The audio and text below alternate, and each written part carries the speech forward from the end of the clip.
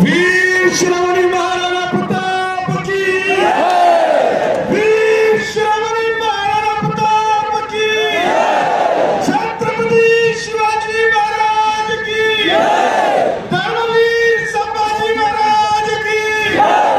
आणि आता आपण ऐकूया देशाचे संरक्षण मंत्री आदरणीय राजनाथ सिंह साहेबांना, ज्यांचं मनोगत ऐकण्यासाठी आपण उत्सुक आहोत. संरक्षण मंत्री भारत सरकार आदरणीय राजनाथ सिंह जी साहेबांना मी विनंती करते की उपस्थितांना संबोधित करावे. जोरदार टाळ्यांनी आपण स्वागत करणार आहोत.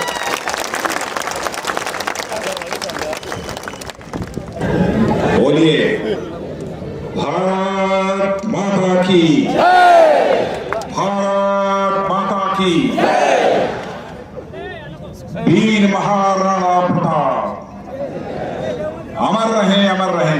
वीर महाराणा प्रताप अमर रहे. वीर महाराणा प्रताप अमर रहे. छत्रपति महाराज शिवाजी की, छत्रपति महाराज शिवाजी की, छत्रपति संभाजी महाराज की. बहुत बहुत धन्यवाद. हमारे महाराष्ट्र के यशस्वी मुख्यमंत्री श्रीमान एकनाथ राव जी शिंदे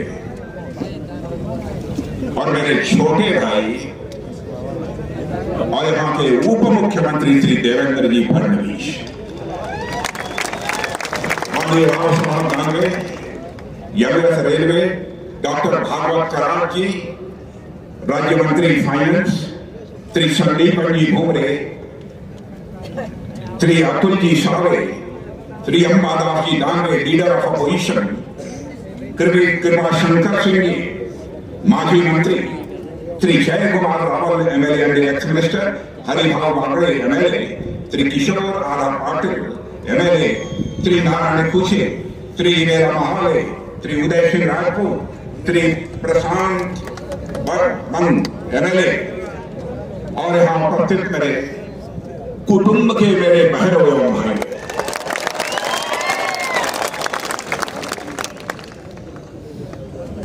मुझे यह कहा गया था कि महाराणा प्रताप के सम्मान में एक बहुत बड़ी सभा का आयोजन किया जाएगा और इसलिए मुझे आमंत्रित किया गया था. बहनों भाइयों, मुझे यह कल्पना नहीं थी कि इस प्रकार का दृश्य मुझे अपनी आंखों के सामने देखने को.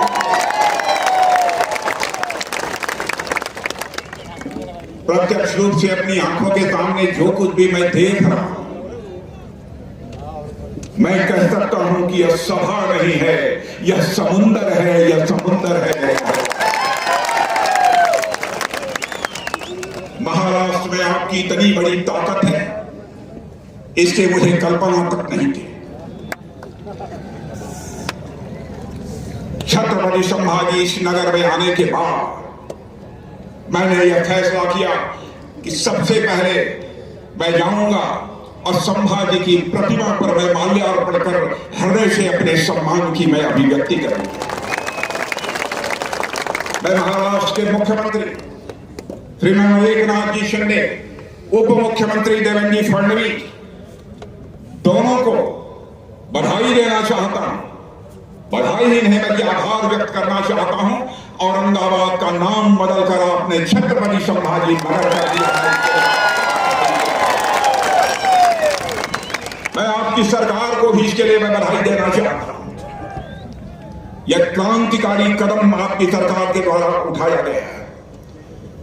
बहनों भाइयों, मैंने फैसला किया था कि यदि मैं जा रहा हूं और छत्रपति संभाजी नगर में यदि जा रहा हूं तो पहले उनकी प्रतिमा पर माल्यार्पण करूंगा.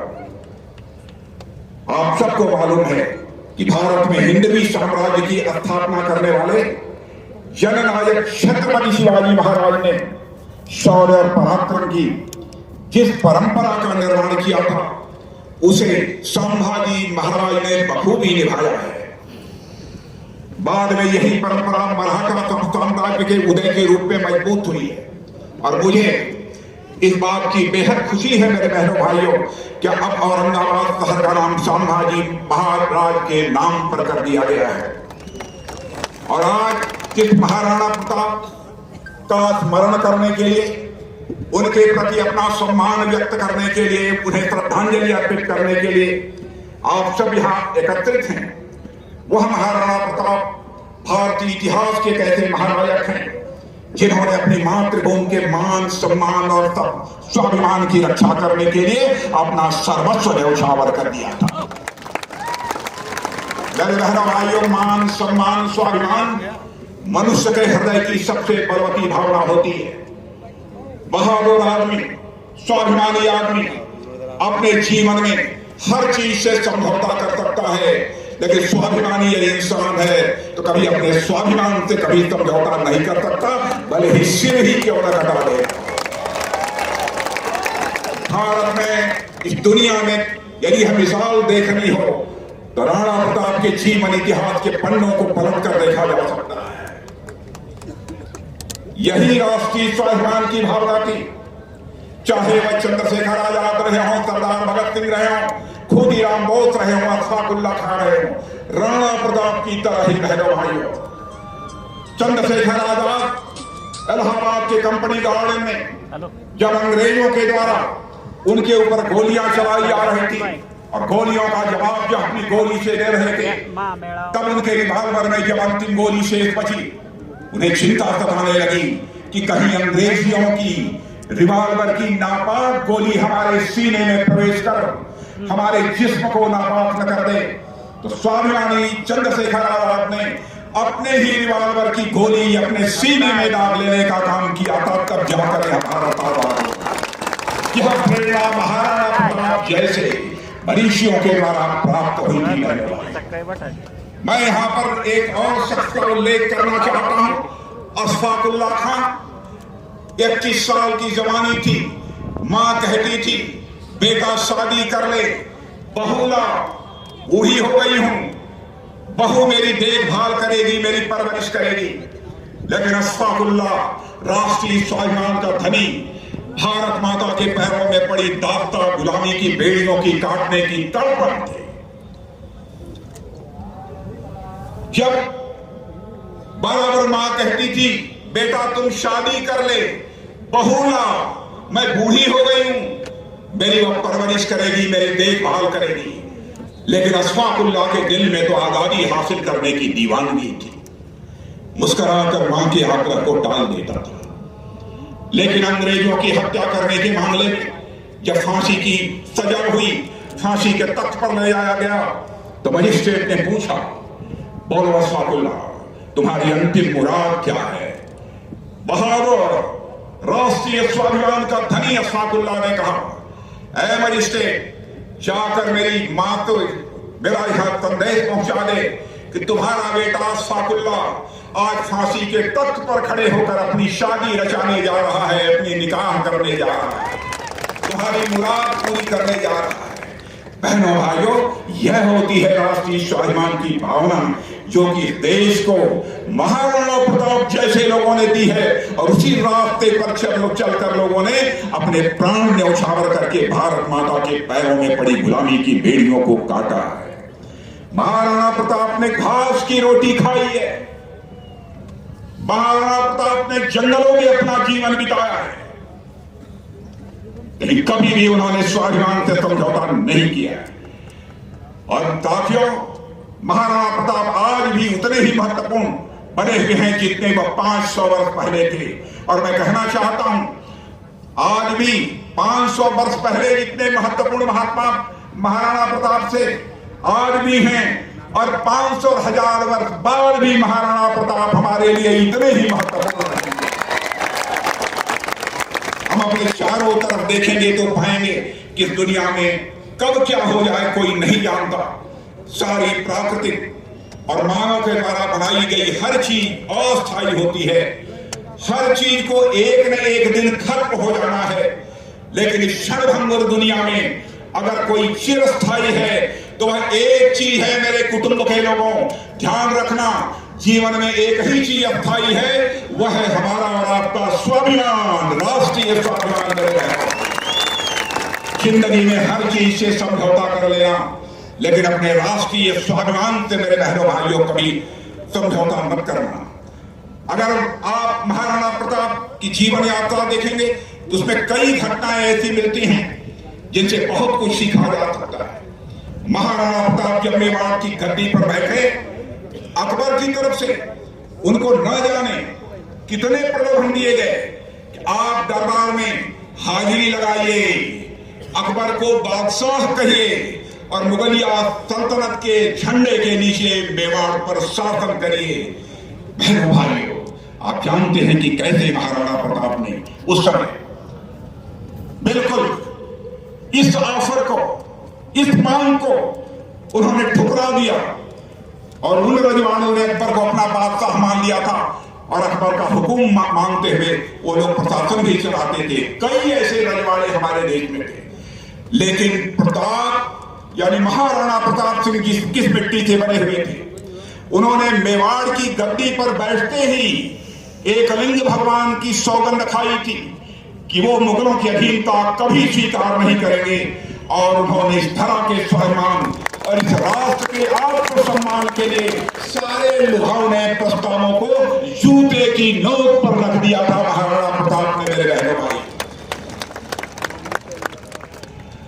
उन्होंने मेवाड़ राजवंश के उस ध्येय वाक्य को चरितार्थ किया जिसमें यह कहा गया है कि जो दृढ़ राखे धर्म को, मैं आपको भी कहना चाहता हूं मेरे कुटुंब के लोगों, जो दृढ़ राखे धर्म को तिह राखे करता, यानी जो अपने धर्म पर दृढ़ रखता है उसकी भगवान भी मदद करता है, परमात्मा भी मदद करता है। और राणा प्रताप ने हमें यही शिक्षा दी है, लाख मुसीबत आने पर भी कैसे हम अपने कर्तव्य पथ पर डटे रहें, उससे हिले न। हमें अक्सर यह बात सुनने को मिलती है, कुछ लोगों द्वारा ऐसे स्वर उठाए जाते हैं कि महाराणा प्रताप ने जो बलिदान दिया उसका आखिर लाभ क्या हुआ। वह जीवन भर जूझते रहे, क्या मिला उनको। यह सवाल पूछने वाले लोगों तक को मैं कहना चाहता हूं कि प्रताप के उस बलिदान के बावजूद भी मुगलिया सल्तनत कायम रही। लोग यह कहते हैं कि प्रताप को इससे मिला क्या, और प्रताप के इस बलिदान ने मेरे बहनों भाइयों उनके जीवन को भी बड़ा संघर्षपूर्ण बना दिया था। ऐसा प्रश्न करने वाले लोग वे होते हैं जो हर चीज को लाभ और हानि के तराजू पर तौलते हैं। इस चीज से परे उनका दिमाग ही नहीं जाता है, वो हर चीज को लाभ और हानि के आधार पर देखते हैं। साथियों, प्रताप के पास विकल्प था। प्रताप को जो संधि प्रस्ताव भेजे जा रहे थे वह इस बात के प्रमाण है कि यदि महाराणा प्रताप चाहते तो विलासी और वैभवशाली वह जीवन जी सकते थे, लेकिन प्रताप जानते थे कि यदि वह झुक गए तो हिंदुस्तान से भारत की धर्म पताका हमेशा के लिए झुक जाएगी। इसलिए उन्होंने एक विलासी लेकिन गुलामी भरे जीवन के स्थान पर एक संघर्षपूर्ण और स्वतंत्र जीवन जीना चुना था। बहनों भाइयों, ऐसे थे हमारे महाराणा प्रताप, और उनके इस निर्णय ने हम मेवाड़ के आक्रांताओं के लिए अभेद्य बना दिया था इस मेवाड़ को। उनके इस निर्णय ने जनता को यह संदेश दिया है मेरे बहनों भाइयों के लिए अपना अस्तित्व बचाए रखना है तो धर्म की डोर पकड़े रहना, कर्तव्य से किसी भी सूरत में विचलित न होना। यदि आप उस दौर में महाराणा प्रताप के समर्पण को ठीक समझ लें तो आप उस दौर में मुगल काल न कहकर, मैं ध्यान से सुनिएगा, मैं फिर से आपको बताना चाहता हूं, यदि आप उस दौर में महाराणा प्रताप के समर्पण को ठीक से समझ लें तो आप उस दौर को मुगल काल न कहकर महाराणा काल कहेंगे। मेरे बहनों भाइयों, महाराणा काल कहा जाए। अपनी मातृभूमि के प्रति ऐसा समर्पण, अपने धर्म के प्रति ऐसी अगाध श्रद्धा विरले ही देखने को मिली। और आज आप देख सकते हैं कि मेवाड़ में आज भी महाराणा प्रताप की पीढ़ी के प्रतिनिधि हैं, जबकि आक्रांताओं की पीढ़ियों का कोई नामो निशान नहीं है। हमें किसी स्थान पर इस पूरे भारत में नहीं मिलता है। प्रताप के उस निर्णय ने प्रताप के प्रताप को हमेशा हमेशा के लिए अमर कर दिया है। मेरे बहनों भाई, ऐसे अनेक उदाहरण हमको इतिहास में देखने को मिलते हैं जहां फौरी तौर पर जीत नहीं दिखाई देती है, लेकिन वह हार एक बड़ी विजय के लिए नींव तैयार कर देती है। कहने वाले यह भी कहते हैं कि क्या आवश्यकता थी भगत सिंह को क्रांतिकारी बनने की। भगत सिंह चाहते तो आरामदायक जीवन जी सकते थे, वे चाहते तो कोई नृप हो ये हमें क्या हानि जैसे भाव के साथ भी जी सकते थे। यानी सत्ता किसी की भी हो, हमें फर्क क्या पड़ता है, लेकिन उन्होंने ऐसा नहीं किया। उन्होंने मातृभूमि को स्वतंत्र कराने के लिए अंग्रेजों के विरोध का ही रास्ता उन्होंने चुना है। और इस रास्ते पर भगत सिंह ने देश के लोगों में आजादी के प्रति जो अलख लगाई, उससे आप अच्छी तरह परिचित हैं। ऐसा ही एक उदाहरण कुछ समय पहले आई महाराणा नामक एक पुस्तक में भी हमें देखने को मिलता है। इसमें एक लेखक, एक राइटर लिखते हैं, एक बार ऐसी अफवाह उड़ा दी गई कि महाराणा प्रताप ने अकबर के सामने समर्पण कर दिया। यह अफवाह अपने आप में इतनी बड़ी बात थी कि उस समय के बीकानेर के राजा ने महाराणा प्रताप को यह लिखकर पूछा, हे प्रताप, क्या सच में आपने आत्मसमर्पण कर दिया है? क्या सच में सूर्य पूरब के बजाय पश्चिम से उग चुका है? साथियों, उस पर महाराणा प्रताप ने बीकानेर के राजा को पत्र लिखकर जवाब दिया था कि भगवान एकलिंग जी की कृपा से जब तक प्रताप के शरीर में प्राण है तब तक प्रताप की तलवार यवनों की गर्दन पर रहेगी। इसलिए आप निश्चिंत रहिए, सूर्य अभी पूर्व से ही उदय हो रहा है और आगे ही यह सूर्य बराबर पूरब से ही उदय होगा। यह महाराणा प्रताप ने कहा। साथियों, मुझे लगता है इस प्रकार की घटनाओं का प्रभाव न केवल उस कालखंड पर बल्कि उसके बाद की पीढ़ियों पर भी बहुत व्यापक रूप से पड़ता है। किसी युद्ध का फौरी परिणाम एक दो दिन में भी आ सकता है, लेकिन उस परिणाम का असर सैकड़ों सालों तक चलता है। कुछ युद्ध केवल आज के लिए नहीं बल्कि आने वाली पीढ़ियों के लिए लड़ी जाती है।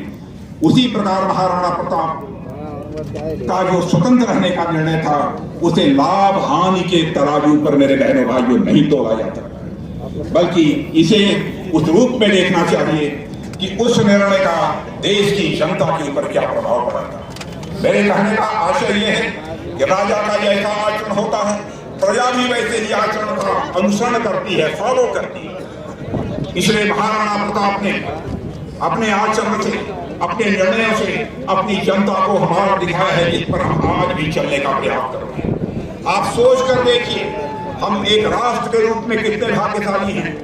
हम ऐसे ऐसे महापुरुषों का मार्गदर्शन हमें प्राप्त हुआ है जिनके चरित्र और आचरण के सामने एक बार को तो देवता भी नतमस्तक हो जाते हैं। मेरे बहनों भाइयों, ऐसे ऐसे चरित्र, ऐसे बहादुर हमारे देश में पैदा होते हैं। आज हम जिस जिले में एकत्र हुए हैं, इस डिस्ट्रिक्ट का नाम छत्रपति संभाजी नगर है। छत्रपति संभाजी ऐसे ही एक महान व्यक्तित्व थे जिन्होंने अपने आचरण का एक ऐसा उदाहरण पेश किया जो सदियों तक दोहराई जाएगी।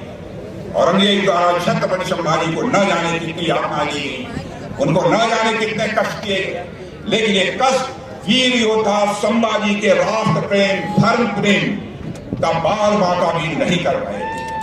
मध्यकाल का ही मैं उदाहरण देना चाहता हूँ। ऐसे बहुत सारे उदाहरण मित्रों, कुछ बहुत विस्तार में आपके सामने मैं नहीं जाना चाहता, बस यही कहना चाहता हूँ कि हम बचपन से सुनते आ रहे हैं कि कुछ बात है कि हस्ती मिटती नहीं हमारी, सदियों रहा है दुश्मन दौरे जहां हमारा। आखिर कौन सा कारण है कि न जाने कितनी सभ्यताएं मिट गई, लेकिन हमारा अस्तित्व आज तक भी उसी तरह टिका हुआ है। न जाने कितने आक्रांताओं ने हम पर आक्रमण किए, लेकिन आज भी हमारा ध्वज लहरा रहा है। केसरिया ध्वज आज अपनी आंखों के सामने मैं देख रहा हूँ। बहनों भाइयों, लगता है उस समय भी युद्ध के मैदान में ऐसा ही केसरिया ध्वज लहरा रहा। आज ये जो हमारी हस्ती अभी तक बची है और यह जो हमारी सभ्यता अभी तक फल फूल रही है, इसका सिर्फ एक ही कारण है कि हमारी मातृभूमि ने ऐसे ऐसे लाभ पैदा किए हैं जिन्होंने मातृभूमि को हर सुख सुविधा से ऊपर रखा है और अपने शौर्य और पराक्रम से अपनी मातृभूमि, अपनी संस्कृति की बराबर उन्होंने रक्षा की है। मेरे बहनों, हम वह मूल्य मैं आपसे मैं कहना चाहता हूँ, हमारी संस्कृति, हमारी भारतीयता यदि बची है तो ऐसे महापुरुषों के कारण ही बची है। महाराणा प्रताप जैसे महापुरुषों के कारण, छत्रपति महाराज शिवाजी जैसे महापुरुषों के कारण, संभाजी महाराज जैसे महापुरुषों के का भारतीयता से मेरा हाथ है, उन मूल्यों से है जो एक व्यक्ति के तौर पर हम सभी भारतीयों में विरासत के रूप में मिलती है। वह मूल्य जिसे हमें महिलाओं व बुजुर्गों का सम्मान करना सिखाता है, जिसे हमें बताया जाता है कि देश का हित सर्वोपरि होता है, और इन मूल्यों को पीढ़ी दर पीढ़ी तक पहुंचाने में इन महापुरुषों का बहुत ही योगदान है। और मेरे बहनों भाइयों, ये उन महापुरुषों की ही जलाई हुई ज्योति है जिससे अभी तक भारतीय सभ्यता को प्रकाश मिल रहा है, और इन महापुरुषों के बलिदान के कारण ही हम सनातन धर्म बन पाए हैं, और इसके कारण भारतीयत्व जीवित रहा है, और इसी भारतीयत्व ने समय समय पर दुनिया को अपने ज्ञान की रोशनी दी है। मेरे बहनों, इसलिए मैं आज आपसे कहना चाहता हूं कि महाराणा प्रताप की जीवन गाथा के पन्नों को पलट कर देखिए, ऐसे छत्रपति महाराज शिवाजी के जीवन के इतिहास के पन्नों को पलट कर देखिए, छत्रपति संभाजी महाराज के जीवन को पन्नों पलट कर देखिए। बहनों भाइयों, मनुष्य के जिंदगी में स्वाभिमान से बड़ी चीज कोई नहीं होती है। हल्दी घाटी में कैसा करिश्मा किया था महाराणा प्रताप ने, मैं बहुत विस्तार में नहीं जाना चाहता, लेकिन मैं कहना चाहता हूं आज भी चाहे हल्दी घाटी हो, चाहे हमारी गलवान घाटी हो, बहनों भाइयों, भारत का मस्तक न झुका है न कभी झुकने पाएगा। आपको विश्वास है, भारत का मस्तक न झुका है न कभी झुकने पाएगा। और मैं कहना चाहता हूं, जो कुछ भी हमारे पड़ोसी देश के साथ हुआ था गलवान घाटी में, उससे आप अच्छी तरह परिचित हैं। पड़ोसी देश चीन है, लेकिन हमने तो डंके की चोट पर कह दिया था। हमारे प्रधानमंत्री मोदी जी ने भी कहा था कि राजनाथ सिंह जी आप बोलो, डंके की चोट पर कोई फर्क नहीं पड़ता, कि हम किसी को छेड़ेंगे नहीं, यदि हमें कोई छेड़ेगा तो उसे छोड़ेंगे भी नहीं। यही प्रेरणा तो हमें महाराणा प्रताप के द्वारा प्राप्त हुई है। यही प्रेरणा तो महाराणा प्रताप का जीवन इतिहास हमको देता है। मेरे बहनों, इतना ही नहीं, मैं बताना चाहता हूं, जो कुछ भी है हमारे प्रधानमंत्री का भी सीना, बहनों भाइयों, 56 इंच का है। इसलिए हम आपको यकीन दिलाना चाहते हैं कि आपका कभी मस्तक हम लोग नहीं झुकने देंगे। हम लोगों ने तय किया। मैं संरक्षण मंत्री, सचमुच मुझे अजीबोगरीब लगता था जब मैं ये सुनता था कि भारत के सेना के जवानों के हाथों में राइफल, टैंक, गोले, बारूद, मिसाइल ये दुनिया के दूसरे देशों से बनकर आते थे। कैसा स्वाभिमान! हमारे प्रधानमंत्री ने फैसला किया, जब चाहे टैंक होंगे, बम होगा, गोले होंगे, टैंक होगा, मिसाइल होगी, अब हम दुनिया के दूसरे देशों से नहीं बनाएंगे, बल्कि हमारे भारत की धरती पर बनेगा, भारतवासियों के हाथों से बनेगा। बहनों भाई, भारत को हम आत्मनिर्भर बनाने का हम संकल्प ले चुके हैं। भारत आत्मनिर्भर बनेगा। 2014 के पहले दुनिया के देशों को हम केवल 900 करोड़ रुपए का एक्सपोर्ट करते थे। आज आप जैसे अपने कुटुंब के स्वाभिमानी लोगों के सामने आज ये बतलाने आया हूं मेरे बहनों भाइयों, 2014 में जहां 900 करोड़ रुपए के हथियारों का एक्सपोर्ट करते थे, आज हम 16,000 करोड़ से अधिक रुपए का एक्सपोर्ट दुनिया के दूसरे देशों को। अंतरराष्ट्रीय जगत में भारत का कद ऊंचा हुआ है, यह बात मैं नहीं कर रहा हूं, इंटरनेशनल मॉनेटरी फंड के लोग भी कहते हैं, वर्ल्ड बैंक के लोग भी ये कहते हैं। भारत का मस्तक सारी दुनिया में ऊंचा हुआ है, भारत का कद बढ़ा है। पहले भी मैं विदेशों में जाता रहा हूं, आज भी विदेशों में जाता हूं। पहले मैं देखता था इंटरनेशनल फोरम पर, अंतरराष्ट्रीय मंचों पर भारत कुछ बोलता था तो दुनिया भारत की बातों को ध्यान से नहीं सुनती थी, कहती थी भारत तो कमजोर देश है, सुनो न सुनो कोई फर्क नहीं पड़ता। लेकिन भाइयों, सीना ठोक कर कह सकते हो, आज अंतरराष्ट्रीय मंचों पर भारत कुछ बोलता है तो दुनिया कान खोल कर सुनती है कि भारत बोल क्या रहा है। यह है महाराणा प्रताप का भारत, यह है महाराणा प्रताप का भारत। आप लोगों ने कैसा 56 55 इंच चौड़े सीने का प्रधानमंत्री दे दिया है। यूक्रेन में रूस और यूक्रेन के बीच जो युद्ध चल रहा था, यूक्रेन में हमारे 22,000 से लेकर 23,000 भारतीय छात्र फंसे हुए थे। उनके माँ बाप हिंदुस्तान में कहते थे, अरे प्रधानमंत्री जल्दी से हमारे बच्चों को यूक्रेन से निकाल कर बाहर लाओ, नहीं कब रूस के बम गोले गिर जाएं और हमारे बच्चों की जिंदगी चली जाए। दुनिया में जो कोई देश नहीं कर पाया, हमारे प्रधानमंत्री ने किया। मेरे बहनों भाइयों, नारी है मेरे प्रधानमंत्री। उन्होंने रूस के राष्ट्रपति मिस्टर पुतिन से भी बात की, यूक्रेन के राष्ट्रपति मिस्टर जेलेंस्की से भी बात की, और जरूरत पड़ी तो अमेरिका के राष्ट्रपति बाइडेन से भी बात की। थोड़ी देर के लिए युद्ध रुक गया और हमारे भारतवासी यूक्रेन से भारत की धरती पर आ गए। यह है भारत, एक पड़ोसी देश है हमारा। मैं बताना चाहता हूं कि हम लोग महाराणा प्रताप को आदर्श मानने वाले, छत्रपति महाराज शिवाजी का को आदर्श मानने वाले, संभाजी महाराज को आदर्श मानने वाले बुजदिल लोग भारत में नहीं रहते। आतंकवाद के सहारे भी एक हमारा पड़ोसी देश भारत को बराबर कमजोर करने की कोशिश कर रहा है, तोड़ने की कोशिश कर रहा है, लेकिन उसकी कोशिश कभी भी कामयाब नहीं हो पाएगी। बहनों भाइयों, इतना भरोसा रखना, क्योंकि हम लोगों ने करके दिखा दिया है।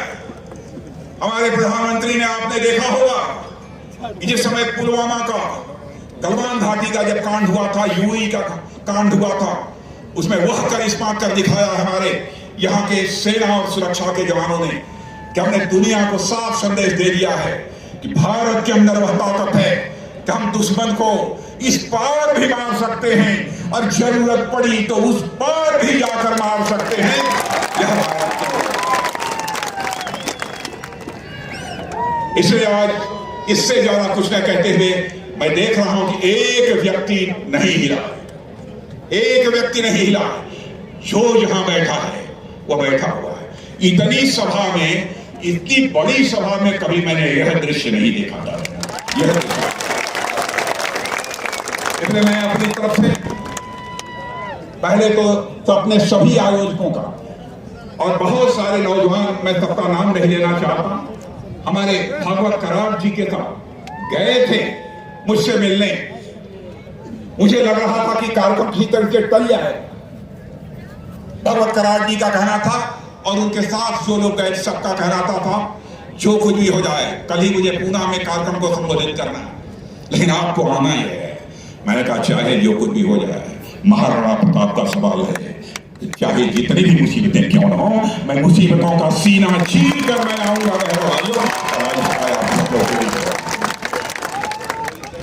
और आप सब लोगों का यह उत्साह देकर मैं पूरी तरह से आश्वस्त हूं बराबर। और मैं यहां पर फिर से यहां के यशस्वी मुख्यमंत्री एकनाथ जी शिंदे और नौजवान उप मुख्यमंत्री श्री देवेंद्र जी फडणवीस,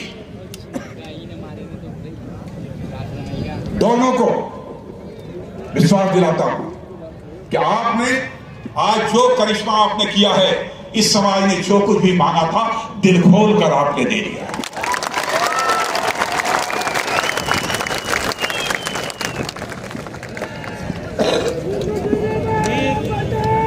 मैं इतना कहना चाहता हूं, जो लोग यहां पर बैठे हैं कभी एहसान फरामोश नहीं हो सकते। बहनों भाइयों, यदि किसी ने एहसान किया है तो जरूरत पड़ने पर उसके लिए गर्दन कटा देते हैं।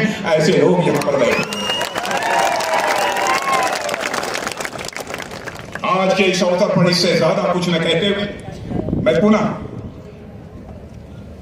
वीर महाराणा प्रताप की स्मृति को नमन करते हैं और साथ ही आप सब अपने कुटुंब के लोगों के सामने भी शीश झुकाकर आप सबका अभिनंदन करते हुए यही अपना निवेदन समाप्त करता हूं। आप सबको बहुत बहुत धन्यवाद। और एक भी हाथ नीचे नहीं होना चाहिए, जब बैठे रहिए, एक हाथ भी नीचे नहीं होना चाहिए और सब लोग अपने स्थान पर खड़े हो जाइए। सब लोग अपने स्थान पर खड़े हो जाइए और मीडिया के लोगों को कहूंगा, हमको मत देखिए, उनको देखिए, इस महासमुद्र को देखिए। और एकनाथ जी शिंदे, देवेंद्र जी फडणवीस, जरा आइए।